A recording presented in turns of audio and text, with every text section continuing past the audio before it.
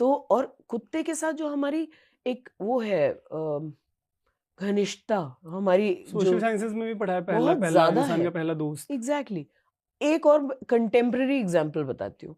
यहाँ पे कहीं द्वारका में एक सोसाइटी में 15-20 कुत्ते एक दिन मरे हुए पाए गए। लोग पहुंचे थाने कि भाई रिपोर्ट लिख लो। पुलिस ने कहा भाग जाओ, कुत्ते ही तो हैं। ये बेचारे रोते पिटते कहते रहे लिख लो लिख लो। अब कोई वही है ना कि कौन जानवर के केस में इतनी समय लगा सकता है, लोगों को भी अपने काम पे जाना है। चले गए। 2 दिन बाद उसी सोसाइटी में डकैती पड़ी। क्यों? क्योंकि अगर वो कुत्ते रहते डकैती मारते तो कुत्ते भौंकते। जैसे वो हमें गुफा में प्रोटेक्ट करते थे, वो अभी भी कहीं ना कहीं हमारी सोसाइटी का एक सपोर्ट सिस्टम हो सकते हैं। हमें उनको बस कंपैशनेटली ट्रीट करना चाहिए। अगर हम उनको पत्थर मारेंगे तो फिर डेफिनेटली हम नीचे उतरेंगे तो हमें काटेगा। इस पर किसी से बात हो रही थी तो उन्होंने बोला कि अगर हम कहीं से चलते हुए आ रहे हैं, अब मेरे पास खाना वाना नहीं है और हमें लग रहा है कि वो हमें अटैक करने वाला है, तो हम डिफेंस में क्या करेंगे? हम खड़े रहेंगे, ऐसा उन्होंने बोला हमसे।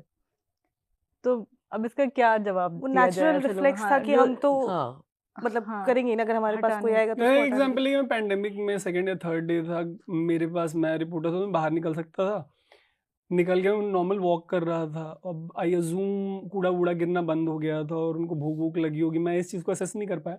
मैं नॉर्मली उनके बगल से गुजरा हूँ, जो मैं मतलब अक्सर गुजरा करता था, और उसने बाइट कर लिया। अच्छा। बगैर किसी एक्शन के, मतलब मेरे साइड से कोई मतलब ना कोई एग्रेशन था ना कोई इंटरेक्शन था, बस नॉर्मल जैसे आए दिन उनके बगल से गुजरते थे। कोविड के दौरान जैसे सड़कें एकदम खाली हो गई थी, खाना बंद हो गया था, तो बहुत सारे जानवर कबूतरों के भी जैसे हम देखते हैं जगह जगह दाने डाला करते थे, वो भी ढूंढ रहे थे कि एकदम से क्या हो गया। अब हमें आपको तो पता है कि क्या हुआ था। लॉकडाउन में इन जानवरों को तो कुछ मालूम ही नहीं कि एकदम से क्या हो गया, ये सब कहाँ चले गए, क्योंकि एक तरह से हमारे ऊपर भी डिपेंडेंट है।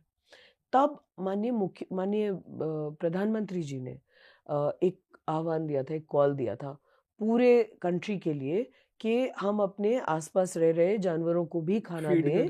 कहीं ऐसा ना हो कि ये हमारे डेली रूटीन्स ना होने की वजह से ये भूख से मरे। तब बहुत सारे लोगों ने फिर ये करना शुरू किया कि अपने आसपास के कुत्तों को, चिड़ियों को, गायों को खाना वाना देना शुरू किया। वो आज तक चल रहा है और अब उसको रेगुलेट करने के लिए भी रूल में प्रावधान है। रूल में रूल 20 सेज कि अगर देयर इज अ कॉन्फ्लिक्ट, अगर कोई बोलता है कि यहाँ कुत्तों को खाना खिलाओ, कोई और कहता है यहाँ नहीं खिलाओ, तो उसको एक जगह कंसेंशुअली डिसाइड करनी है। ये एक डिस्ट्रिक्ट का एनिमल हस्बेंड्री ऑफिसर अपनी एक कमेटी बना के कर सकता है। बॉम्बे हाई कोर्ट ने भी इस पे बात की थी ना, बॉम्बे में भी एक मैटर किया था सोसाइटी में, right, Brahma sun city, but now it is in the rule, so it's very easy to follow. But ये बात सच है कि कभी कभी कुत्ते अगर भूखे होते हैं, डेस्परेट होते हैं, एंग्शियस होते हैं, स्पेशली इन दिल्ली अनन्यूटर्ड होते हैं, क्योंकि दिल्ली में तो majority dogs are unneutered because of failure of MCD. मैं ये बिल्कुल नहीं कह रही हूँ कि कुत्ते काटते नहीं है, कुत्ते डेफिनेटली काटते हैं, बट उसको काटना कम करने के लिए हमें 2-3 साल तक बहुत बड़ा प्रोग्राम एबीसी का चलाना पड़ेगा। ये छोटा छोटा चम्मच से हम समुद्र को खाली करने बैठेंगे तो कभी भी समुद्र खाली नहीं होगा।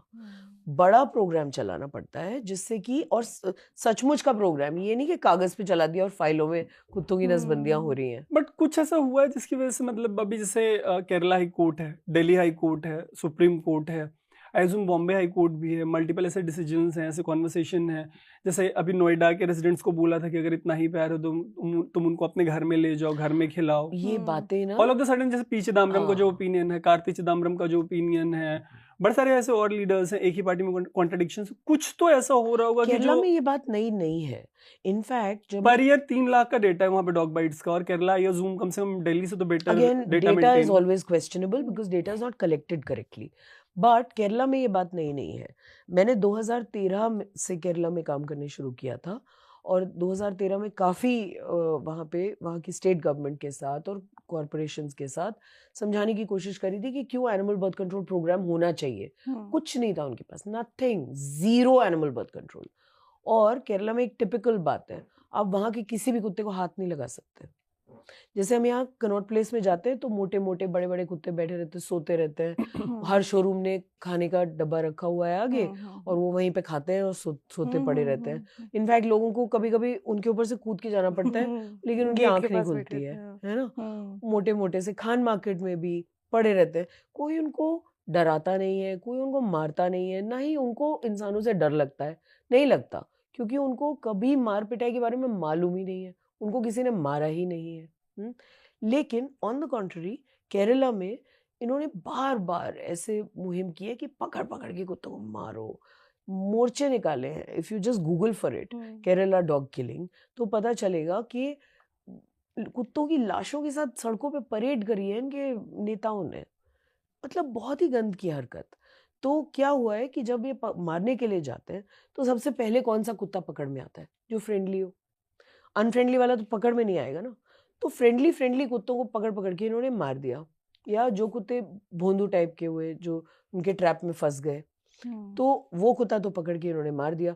तो इन्होंने एक नेचुरल ट्रेट सिलेक्शन कर दिया अपने पूरे स्टेट में। मतलब अब सिर्फ खूंखारी कुत्ते बचे हैं और खूंखार कुत्ते आपस में मेट करके वही खूंखार बच्चे पैदा कर रहे हैं। तो हमने फ्रेंडली कुत्तों की छटनी कर दी। जैसे आपको याद होगा कि रशिया में एक बार हुआ था कि टॉल स्पोर्ट्समैन बनाने के लिए कोल्ड वॉर के टाइम पे उन्होंने बहुत ही सेलेक्टिव ब्रीडिंग करी थी, है ना। लंबे लोग होने चाहिए, लंबा माँ लंबी लंबी बाप करके ऐसे। सो ऐसे सेलेक्टिव ब्रीडिंग हमने अनइंटेंशनली कुत्तों की केरला में कर दी, और जिसकी वजह से आज के डेट में केरला में आप किसी सड़क के कुत्ते को हाथ लगा ही नहीं सकते। वो इंसान को देख के ऐसा भागते हैं बहुत ही दूर तक, और अगर वो 3-4 इकट्ठे हो और कोई अकेला आदमी देखे तो पकड़ के काटेंगे, क्योंकि उनके लिए अब इंसान दुश्मन है। खान मार्केट में सो रहे कुत्ते के लिए इंसान दोस्त है। इंसान तो बहुत ही बढ़िया है, सर्दियों में कोट पहना देता है, सुबह शाम खाना रख देता है ना, और गर्मियों में कभी कभी एसी में भी बिठा लेता है। So if we treat them nicely, they treat us nicely back. इसीलिए कुत्तों को भूखा ना रहे, ये फीडर्स बहुत जरूरी है। फ्री में खाना खिलाते हैं। अडॉप्शन का क्या है? अडॉप्शन कितना फीजिबल है इसमें? सो अडॉप्शन अब ओके डेफिनेटली होना चाहिए। उसके लिए इनफैक्ट सेंट्रल गवर्नमेंट ने बहुत अच्छा काम किया था। 2017 में उन्होंने क्या कहा कि ये ब्रीडर्स को हमें रेगुलेट करना है। वो इसलिए नहीं क्योंकि ब्रीडर से कोई खुंदक है, क्योंकि ये क्या करते हैं, विदेशी कुत्ते लाते हैं, हस्की फस्की पिटबुल, बुल्ली कुत्ता, क्या बोलते हैं वो, रॉटवाइलर, है ना, खूंखार कुत्ते, और उसके बाद उनको ब्रीडिंग करके और फिर दामों में बेचते हैं लोगों को। लोगों की भी क्या है कि मतलब खुद है देसी लेकिन कुत्ता पालेंगे विदेशी, है ना। सो शायद अपनी सेल्फ एस्टीम को कॉम्पेंसेट करने के लिए तो वो ये कुत्ते खरीदते हैं, उन कुत्तों से कटते हैं, डॉग बाइट का डेटा बढ़ाते हैं, लेकिन सड़क के कुत्ते नहीं अडॉप्ट करते। सड़क के कुत्ते, हमें आज तक अपने भारतीय होने पे शर्म पता नहीं क्यों आती है ना। तो हम उन कुत्तों को, कोई रूल रेगुलेशन है, उठा के पालना शुरू कर सकते हैं? एब्सोल्युटली पालना शुरू कर सकते हैं। उठा के मतलब एज इट इज, मतलब रूल रेगुलेशन ब्रीडर्स के लिए है कि कोई भी ब्रीडर बिना रजिस्ट्रेशन के ऐसे अपनी ब्रीडिंग की दुकान नहीं खोल सकता। कोई भी पेट शॉप वाला बिना रजिस्ट्रेशन के अपनी कोई पेट शॉप नहीं खोल सकता। दिल्ली में एक भी रजिस्टर्ड नहीं है। All breeders, all pet shops in Delhi are illegal, all of them. ये बातें बताइए सुप्रीम कोर्ट को? ये बातें हाई कोर्ट को बताई हैं। हाई कोर्ट में मैटर चल रहा है। सुप्रीम कोर्ट के समक्ष तो अभी तक पिछली बेंच ने तो सुनने का ही मौका नहीं दिया था। अब ये सब बातें खुलेंगी, लेकिन ये हाई कोर्ट में तो चल ही रहा है। जानवरों के ऊपर भी सेक्सुअल असॉल्ट के मामले आए, तो 377 जब डीक्रिमिनलाइज हुआ, उस डीक्रिमिनलाइजेशन के बाद अगर ये सेक्सुअल असॉल्ट होता है जानवरों के साथ, जहाँ पे अननेचुरल सेक्स की बात थी जिस लॉ में, क्या है इसकी लीगैलिटी, क्या है मतलब ये पूरा मामला, where does it stand? IPC का था, बीएनएस में ऐसा इसकी लीगैलिटी भी है और इसकी साइंस भी है। तो 377 में होमोसेक्सुअलिटी भी क्रिमिनलाइज थी और बीस्टियलिटी भी क्रिमिनलाइज थी। बीस्टियलिटी इज जब कोई इंसान किसी भी जानवर के साथ कोई सेक्सुअल ऑफेंस करता है। लेकिन जब सुप्रीम कोर्ट में होमोसेक्सुअलिटी पर से क्रिमिनल उसमें से वो बाहर निकला, तो बेस्टियलिटी को बरकरार रखा गया एज अ क्रिमिनल ऑफेंस। लेकिन जब बीएनएस बना, मेरा ये मानना है कि ये इनएडवर्टेंटली हट गया। ऐसा इच्छा नहीं थी, ऐसा कोई प्लान नहीं था, ऐसा सोचा नहीं था कि इसको हटाएंगे, और ये इनएडवर्टेंटली बाय मिस्टेक हटा है, क्योंकि ये बहुत बड़ी एक्सरसाइज थी। बीएनएस, बीएनएसएस, जो एविडेंस एक्ट भी थी हमारी, उस सबको, साक्ष्य अधिनियम जिसको बताया गया है, उसको अब ट्रांसलेट करना into better laws was a massive exercise. मुझे ये लगता है कि ये छूट गया है, लेकिन मुझे ये भी 100% पता है कि जब भी पहला अमेंडमेंट आएगा बीएनएस का, उसमें ये क्रिमिनलिटी वापस आएगी बेस्टियलिटी पर। बट अभी अगर किसी की अंडरस्टैंडिंग ये है कि इंडिया में अभी जब तक ये वैक्यूम में है तब तक कोई बेस्टियलिटी पे लॉ एग्जिस्ट नहीं करता, ये अंडरस्टैंडिंग ठीक है? स्पेसिफिक लॉ नहीं है, लेकिन सेक्शन 325 ऑफ बीएनएस अप्लाई करता है इस पे? Animal cruelty. क्योंकि हाँ, क्रूअल्टी Which is कॉग्नाइजेबल उसको- ऑफेंस है। हाँ, सेक्शन 325 बीएनएस कॉग्नाइजेबल ऑफेंस है, Okay. और उसमें अगर बेसिकली वो जानवर को चोट पहुंचाने का ऑफेंस है, कि अगर हम किसी भी तरह चोट पहुंचाते हैं या उसको जान से मार देते हैं, किसी भी तरह से इंजर करते हैं, म्यूटिलेट करते हैं, तो वो ऑफेंस है। मेरा एक और क्वेश्चन ये, कुत्तों का भी फंडामेंटल राइट होता है? जानवरों को फंडामेंटल जो आर्टिकल 21 है कॉन्स्टिट्यूशन का, सिर्फ एक्सक्लूसिव टू ह्यूमन बीइंग है या इसमें जानवरों को इंक्लूड किया गया? कोशिश की थी 2014 में सुप्रीम कोर्ट ने ये कहने की कि जो हमारा फंडामेंटल राइट है आर्टिकल 21 के अंतर्गत, राइट टू लाइफ, तो वो एनवायरनमेंट को कवर करता है कि हमारा एनवायरनमेंट कैसा हो। तो हमारा एनवायरनमेंट ऐसा हो कि हमारे एनवायरनमेंट में रह रहे जीव जंतु भी खुश रहें। ये इस तरह से उन्होंने इंटरप्रेट करने की कोशिश की थी। सुप्रीम कोर्ट का तो काम ही है कि वो Interpretation. कॉन्स्टिट्यूशन को, कानूनों को इंटरप्रेट करे, और ये इंटरप्रिटेशन 2014 में आया था। इस इंटरप्रिटेशन को चैलेंज किया गया 2016 में, मगर वो चैलेंज फेल हो गया। उसके बाद 2023 में जब कॉन्स्टिट्यूशनल बेंच ने इस मैटर को सुना, जो बहुत सारे और भी मुद्दे थे मगर ये भी एक मुद्दा था, तो उन्होंने कहा कि ये फंडामेंटल राइट तो जानवर का नहीं है, लेकिन फंडामेंटल ड्यूटी इंसान की जरूर है। मतलब हमारे कर्तव्य हैं जानवरों के लिए, हमारी ड्यूटी है एनिमल्स के लिए। हमारी ड्यूटी ये है कि हम उनको अननेसेसरी पेन एंड सफरिंग ना दें, हम उनको टॉर्चर ना करें, हम उनको मारे पीटे ना, हम उनको किसी भी तरह से कोई उनके साथ गलत हरकत ना करें। लेकिन जानवर का राइट हमारे कानूनों में कोडिफाइड नहीं है। नहीं कोडिफाइड। यहीं पे एक और क्वेश्चन ये आता है, जैसे बड़े सारी कंट्रीज या रीजन्स है जहाँ पे डॉग मीट का कंजम्पशन है। बिहार एक बहुत अच्छी किताब है अ मैटर ऑफ रैट्स करके, उसमें आर्ग्यूमेंट ये दिया गया है कि बिहार में जो मुसहर कम्युनिटी है वो चूहा खाती है, लेकिन स्टिग्मेटाइज किया जाता है उनके कास्ट की वजह से, चूहे को भी मतलब स्टिग्मा के तौर पे देखा जाता है। लेकिन साइंटिफिकली वहाँ के एक IAS ऑफिसर का कहना था कि ये प्रोटीन रिच है, इसमें स्टिग्मा जैसी कोई चीज़ नहीं है। अगर सिर्फ स्टिग्मा हटा दें तो एक ऐसा सेक्शन ऑफ सोसाइटी है जो ऑलरेडी फाइनेंशियली या इकोनॉमिकली स्ट्रगल कर रहा है, और अगर वो चूहे को खाए तो कोई बहुत दिक्कत नहीं होगी। डॉग मीट कंजम्पशन का क्या हिसाब किताब है? तो एक IAS ऑफिसर या 2 IAS ऑफिसर या 4 IPS ऑफिसर्स मिलके ये डिसाइड नहीं करते कि फूड सेफ्टी क्या है। ये बात एनिमल वेलफेयर की है ही नहीं, ये बात है फूड सेफ्टी एंड सिक्योरिटी की, और ये डिसाइड करती है technical committees food safety and standards authority of India की, जो हेल्थ मिनिस्ट्री के अंडर है।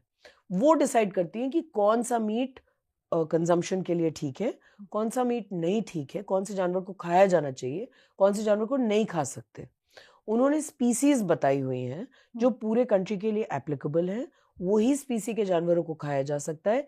ऐसे ही कल को कोई बोले कि मुझे तो कौवे खाने पसंद है, कौवे में भी तो प्रोटीन है, मैं वो खा लेता हूँ, या मुझे तो आज शेर का मांस खाने का मन कर रहा है, और सम सच थिंग। ये सब एब्सर्डिटीज हैं। ये ज़रूर लोकली प्रैक्टिस्ड होते होंगी, और अगर कोई कम्युनिटी है जो बैकवर्ड है और वो चूहे खाने पे मजबूर हो गई है, imagine the amount of pathogens in rats and in mice. वो कहाँ जाते हैं, किन किन जगहों पे रहते हैं, कितना उनके अंदर वायरल लोड होता होगा, बैक्टीरियल लोड होता होगा। आप कोई मजबूरी में खा रहा हो, सर्वाइवल के लिए खा रहा हो, तो वो अलग बात है कि वो जंगल में है जी, उसने तो सर्वाइवल मोड में है, अभी तो वो कुछ भी खाएगा, या रेगिस्तान में फंस गया, बस वो जो भी मिलेगा। लेकिन हम कैसे एज अ कंट्री कह सकते हैं कि नहीं जी आप तो चूहे खाने वाले हो, आप तो हमेशा चूहे खाते हो, तो खाते रहो चूहे। ये तो बड़ी अजीब बात होगी। बट जैसे चाइनीज वेट मार्केट है, चाइनीज वेट मार्केट में ऑलमोस्ट हर तरीके का मीट बिक रहा है। बड़ी सारी ऐसी कंट्रीज हैं, इंडिया के लोगों को मतलब बहुत प्रॉब्लम होती है the moment you get out of India. मतलब वो प्रिडोमिनेटली मीडिया कंजम्पशन, वो एलिगेटर्स खा जा रहे हैं, वो मतलब बैट खा जा रहे हैं, दूध नहीं पीते हैं वो। दूध नहीं पीते। क्यों? क्योंकि उनका पूरा कंस्ट्रक्शन हमसे अलग है ना, उनका पूरा सिस्टम हमसे अलग है। क्या हम उन जैसे हैं? हम उन जैसे हैं ही नहीं। हमारी खाने पीने की आदतें उन जैसी कैसे हो सकती हैं? बट अगर किसी ने चाइना को ऑब्जर्व किया हो और वो कंपैरिजन करते हुए इंडिया से पूछे, जिसने चाइना को ऑब्जर्व किया हो और वो चाइना को इंडिया से कंपेयर करते हुए पूछे कि वहाँ पे डॉग मीट का कंजम्पशन है चाइना में, अगर हमारे यहाँ साउथ कोरिया ने अभी अपना डॉग मीट का कंजम्पशन बैन किया। ओके, साउथ कोरिया ने क्यों बैन किया? क्योंकि उनको कुत्तों से प्यार है? बिल्कुल भी नहीं। उन्होंने ये पाया, and there is an ongoing matter, Kohima bench of Guwahati high court में हमने पिटिशन लगाई है कि ये जो कुत्तों को खा रहे हैं नागालैंड में, ये ठीक नहीं है और ये सेंट्रल गवर्नमेंट के लॉज के अगेंस्ट है। लॉ क्या कहते हैं? लॉ ये कहता है कि आप जो लिस्टेड स्पीसीज ऑफ एनिमल्स, उसमें डॉग नहीं है इंडिया में। उसमें डॉग नहीं है, उसमें कैमल भी नहीं है, उसमें ये चूहे भी नहीं है, कुत्ते बिल्ली भी कुछ नहीं है। उसमें सिर्फ और किन वजहों से नहीं है ये जानना, जैसे कुत्ता क्यों नहीं है? क्योंकि क्या होता है कि food safety and standards authority में टेक्निकल कमिटीज होती हैं, उसमें साइंटिस्ट्स होते हैं, तमाम जो हमारे मेजर इंस्टीट्यूशंस हैं इंडिया के, उनके रिप्रेजेंटेशंस होते हैं, वो बैठकर इवेल्युएट करते हैं, स्टैंडर्ड्स बनाते हैं कि अगर कोई भी चीज़ खानी है तो उसका क्या स्टैंडर्ड होना चाहिए, उसमें किन किन प्रकार के एडिटिव्स हो सकते हैं, उसमें किस किस प्रकार के मिनिमम मैक्सिमम परमिसिबल कंटेमिनेशंस हो सकते हैं।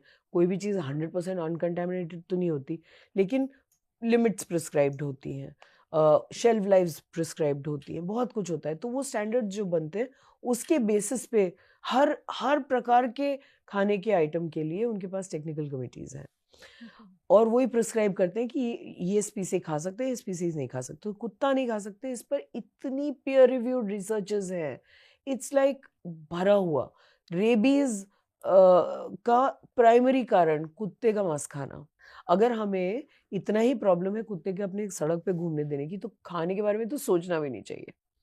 लेकिन मैं बस एक आर्गुमेंट मैं नहीं सोच रहा कुत्ता। आई am just saying that while China में ये जो वो तो चमगादड़ खा के, और चमगादड़ खा के वो वही बोल रहे थे कि चमगादड़ से जो वायरस था वो पेंगोलिन में जंप करके पेंगोलिन से फिर ह्यूमंस में आया।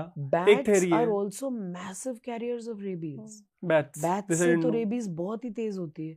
इनफैक्ट ये जो वेट मार्केट है, भले ही वायरस जो हमारा कोविड का था वो वहां से निकला हो या ना निकला हो, बट एम्पलीफाई तो वहीं से हुआ है, बढ़ा तो वहीं से, इसमें कोई शक की बात है ही नहीं। क्योंकि हम वेट मार्केट क्या होता है, जहाँ पे जिंदा और मरे हुए सब जानवरों को रखते हैं और लोग आके सेलेक्ट करते हैं, अच्छा ये वाले काट दो, वो वाला काट दो, और वहाँ पे कत्ल होते हैं और लाशों को वो पैक करके देते हैं। बेसिकली तो वो लाशें हैं, दीज आर डेड बॉडीज। और डेड बॉडीज का नेचर में क्या वो होता है रूल, जैसे ही जान निकलती है या सोल निकलता है, प्राण निकलते हैं, जो भी बोल लीजिए, जैसे डेथ हैपन्स, वैसे ही नेचर टेक्स ओवर और वो उसको रॉट करना शुरू कर देता है, तो वो डिकम्पोज होने लग जाती है। इसका मतलब there is a massive pathogenic attack on the carcass, right, carcass और कैडावर जो भी बोलिए, तो वो उसकी शेल्फ लाइफ को घटा देता है, उसको बहुत तेजी से या थोड़ा धीरे धीरे अनफिट फॉर ह्यूमन कंजम्पशन कर देता है। उसके ऊपर डिपेंड करता है कि हम हमारी क्लाइमेटिक कंडीशंस के हिसाब से कौन से मांस को ह्यूमन कंजम्पशन के लिए सेफ मानते हैं या नहीं सेफ मानते हैं। तो ये सब साइंटिफिक रीजंस, जो हमारे पास एक नेशनल रिसर्च सेंटर है ऑन मीट, जो डिसाइड करता है कि क्या खा सकते हैं, नहीं खा सकते, इसी प्रकार के एडवाइस देता है सेंट्रल गवर्नमेंट को। इसी तरह हमारे पास अलग अलग स्पीसीज पे नेशनल रिसर्च सेंटर्स हैं। तो ये एक बहुत ही गहरा टॉपिक है।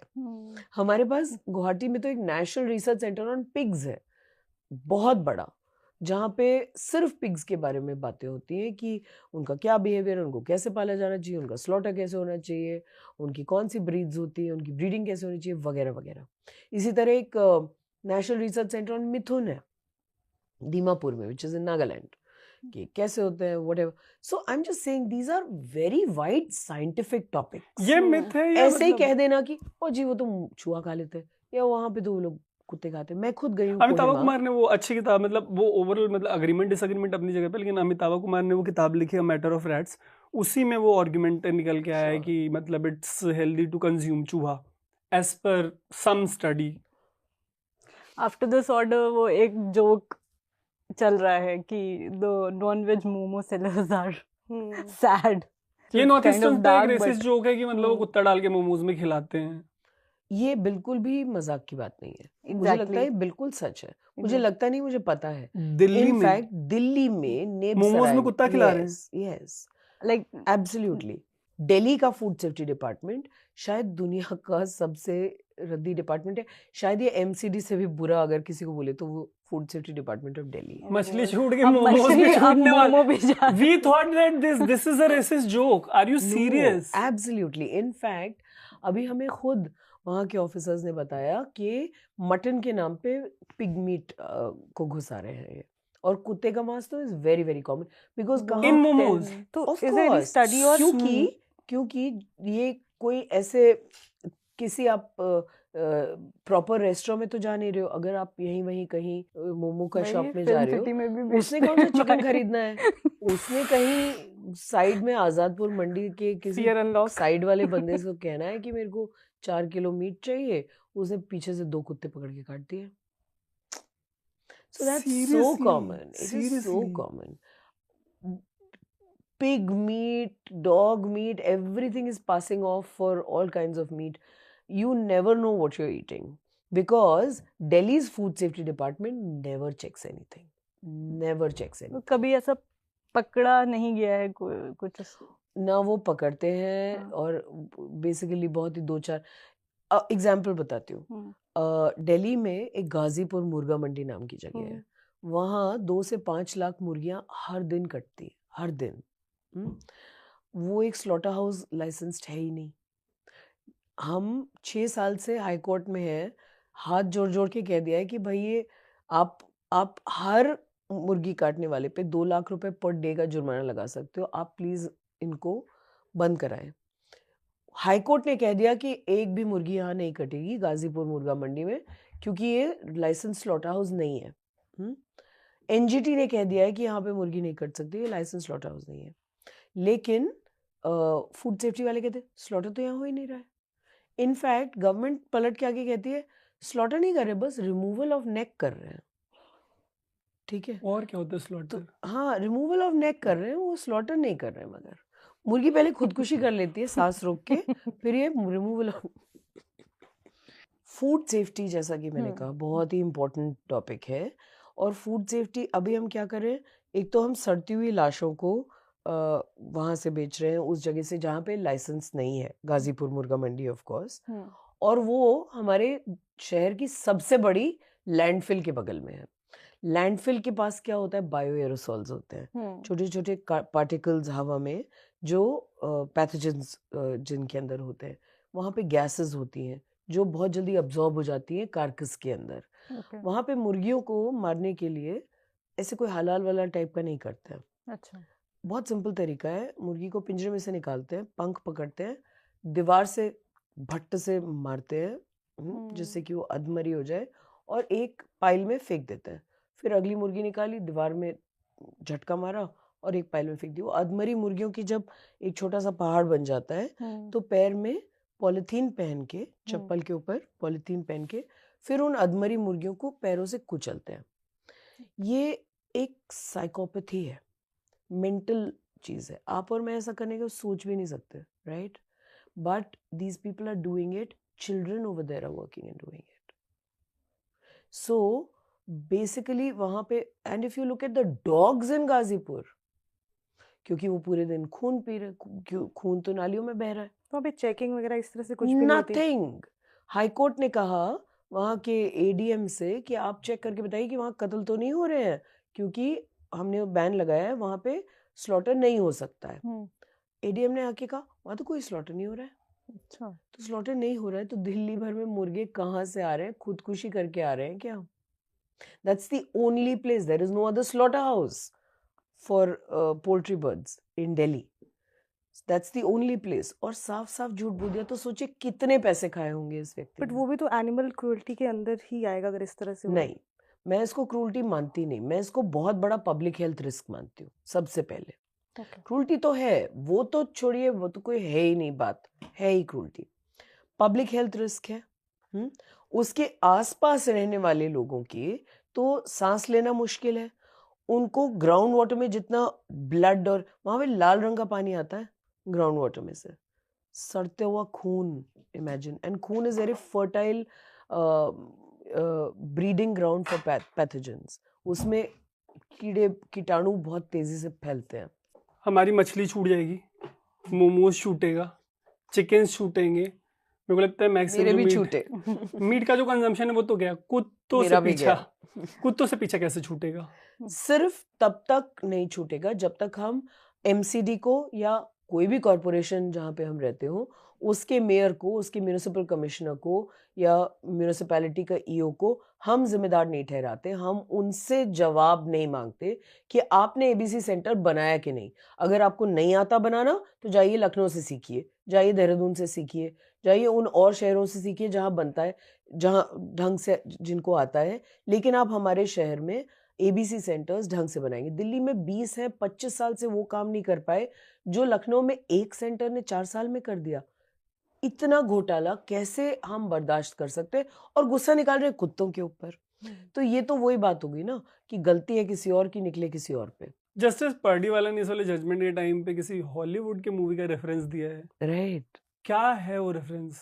बहुत ही अमेजिंग बात हुई कि ऐसे डायलॉग बाजी जजेस करते नहीं है। ओके। हमने कभी सुना नहीं कि हॉलीवुड बॉलीवुड की फिल्मों के कोई डायलॉग बोले रेफर किया जजेस। गया वो। उन्होंने 2-3 बार बोला कि वो जो मूवी है the good the bad and the ugly, उसका एक डायलॉग है, when you have to shoot shoot don't talk. तो ये शूटिंग और टॉकिंग कहाँ से आ गया? कोर्ट में तो मतलब कोर्ट तो एक बहुत ही गरिमामयी मंच होता है। वहां पर तो हम जस्टिस के लिए जाते हैं, जिरह होती है, कानून पे बातें होती है, कॉन्स्टिट्यूशन पे बातें होती है, इथॉस पे बातें होती है।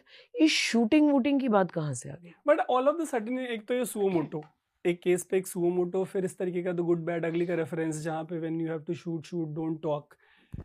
मतलब पार्डीवाला, जस्टिस पार्डीवाला के ऐसे भी जजमेंट्स रहे हैं जो मतलब बहुत ही अप्रिशिएट किए गए हैं। ऑल ऑफ द सडन क्या हुआ होगा कि इस तरीके का टोन जजमेंट में रिफ्लेक्ट कर रहा है? जजेस भी इंसान होते हैं तो कभी कभी गुस्सा उनको भी आ जाता है। ये कुछ शायद अब ये तो वो जाने कि ऐसा क्यों दिया है उन्होंने ऐसा ऑर्डर जो कि इम्प्लीमेंट हो ही नहीं सकता, हो सकता ही नहीं है। 10 लाख कुत्तों को छोड़िए, 5,000 कुत्तों को इकट्ठा नहीं रखा जा सकता है कहीं पे भी। बट ऐसा जजमेंट देने के पीछे भावना ज्यादा है, खुंदक जैसे होती है ना कभी कभी हमको, और हम कुछ भी बोल देते हैं। तो ये ऐसे कुछ भी बोला हुआ जजमेंट है, जजमेंट नहीं है, ऑर्डर है, बट कुछ भी बोला हुआ है कि हम नहीं सुनेंगे। अगर कोई रास्ते में आएगा तो उसको कंटेम्प्ट ऑफ कोर्ट मानेंगे, किसी इम्प्लीमेंट एप्लीकेशन को नहीं सुना जाएगा। कोई भी अगर अपने एरिया के कुत्तों के बारे में शिकायत करेगा तो 4 घंटे में एमसीडी उसको उठाएगी। 4 घंटे में उठाएगी तो करेगी क्या उन कुत्तों का? और मान लीजिए, फर्ज करिए कि मेरे घर में एक देसी कुत्ता रहता है, मेरे नेबर को पसंद नहीं है, मेरा पालतू है, मेरे नेबर को पसंद नहीं है। वो ऑर्डर में लिखा है अगर किसी कुत्ते के बारे में कंप्लेंट की जाएगी, काटने की कंप्लेंट है कि क्या कंप्लेंट है ये बारे कोई खुलासा नहीं है उसमें। तो मेरा नेबर अगर मुझे फंसा दे, कंप्लेंट कर दे और एमसीडी को बोले कि इनका कुत्ता से हमें प्रॉब्लम है, इसको हटाइए, तो वो आके 4 घंटे में हटाने के लिए बाध्य है। जब उस दिन जस्टिस बेंच से पूछा गया कि कम से कम अपने ऑर्डर में पेट डॉग स्ट्रीट डॉग का विभाजन तो कर दीजिए जिससे लोगों के घरों के कुत्ते तो सुरक्षित रहे, कह रहे हम ऐसा कुछ नहीं करेंगे। यहाँ तक कि ये भी कहा गया कि इतने सारे कुत्तों को पकड़ने के लिए, ये थोड़ी इंटरेस्टिंग बात है, अब 10 लाख कुत्ते पकड़ने हैं तो 10,000 आदमी भी तो चाहिए होंगे। 10,000 आदमियों की ट्रेंड फौज तो लेके एमसीडी घूम नहीं रही है। हमें लोगों को हायर करना पड़ेगा, उनको कुत्ते पकड़ने आते भी हैं कि नहीं, और कहीं ऐसे ही उन्होंने जल्दबाजी में कुछ करने की कोशिश करी तो कटेंगे कुत्तों से। क्योंकि गरीब लोग ही ऐसी नौकरी लेंगे, थोड़े पैसों में वो सोचेंगे चलो हम कुत्ते पकड़ के आ जाते हैं, और उतनी डॉग बाइट्स होंगी 2-4 दिनों में ही जितनी साल भर में नहीं होती। जो डॉग बाइट्स की खबरें हैं वो भी तो लगातार बढ़ ही रही हैं, और वो हम देखते हैं कि हर जगह से, चाहे वो केरला हो, महाराष्ट्र हो या फिर दिल्ली हो, लगातार ये खबरें आ रही है। एक बहुत ही सीरियस कंसर्न है। या तो इसका सोल्यूशन क्या हो सकता है फिर? मेरी एक कॉलीग है तो श्रीमोई, उसको एक दिन रात को चूहे ने काट लिया। वो पहुंची सफदरजंग हॉस्पिटल। सफदरजंग हॉस्पिटल में उसने वैक्सीन लगवाया। उससे उन्होंने पूछा भी नहीं कि तुमको किस जानवर ने काटा या जो भी कुछ है, कहीं दर्ज नहीं किया कि बिल्ली ने काटा, चूहे ने काटा, कुत्ते ने काटा, किसने काटा। रेबीज वैक्सीन लगाना है, हाँ चलो ये लो टक, और उसके बाद उन्होंने उसकी एंट्री कर ली जो डॉग बाइट में हुई। फिर उसको ख्याल आया कि ये तो कुछ गड़बड़ है, और अगले कुछ महीनों तक वो जाते रही, न सिर्फ सफदरजंग बल्कि कई अस्पतालों में, सिर्फ बैठकर ये देखने के लिए कि जब लोग रेबीज की वैक्सीन लगवाने के लिए आते हैं तो क्या उनसे कोई पूछा जाता है कि भाई आपको कुत्ते ने काटा तो क्या पेट डॉग था कि स्ट्रीट डॉग था। फिर उसके बाद उसने पूरी एक रिपोर्ट बनाई। ना सिर्फ उसकी रिपोर्ट तो चलिए प्राइवेट रिपोर्ट है, मेरी कॉलीग है, और ये प्रॉब्लम हमने आइडेंटिफाई करी के है। क्योंकि ये आंकड़े जो आ रहे हैं वो स्ट्रीट डॉग के हैं खाली, ऐसा तो नहीं है। इसमें से अधिकांश या काफी कुछ जो है वो होंगे पेट डॉग्स वाले, क्योंकि पिटबुल्स, रॉटवाइलर्स, तमाम तरह के कुत्ते रखते हैं लोग, and I am sure you know those bites also there. But फिर यूपी गवर्नमेंट में एक वो चला, वहाँ पे एक उच्च स्तरीय मीटिंग हुई जिसमें कई सचिव थे कई विभागों के, और उन्होंने बैठ के भी ये डिसाइड किया कि ये रेपुटेशन हो रहा है।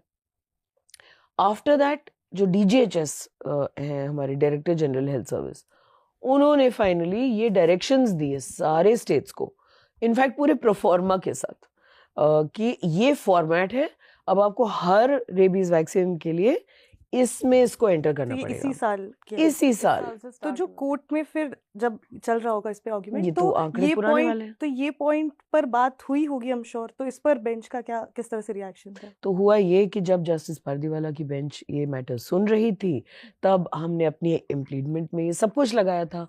मेरे काउंसिल ये सबमिट करना चाह रहे थे, मगर उस समय तो जज साहब सुनने के लिए राजी नहीं थे।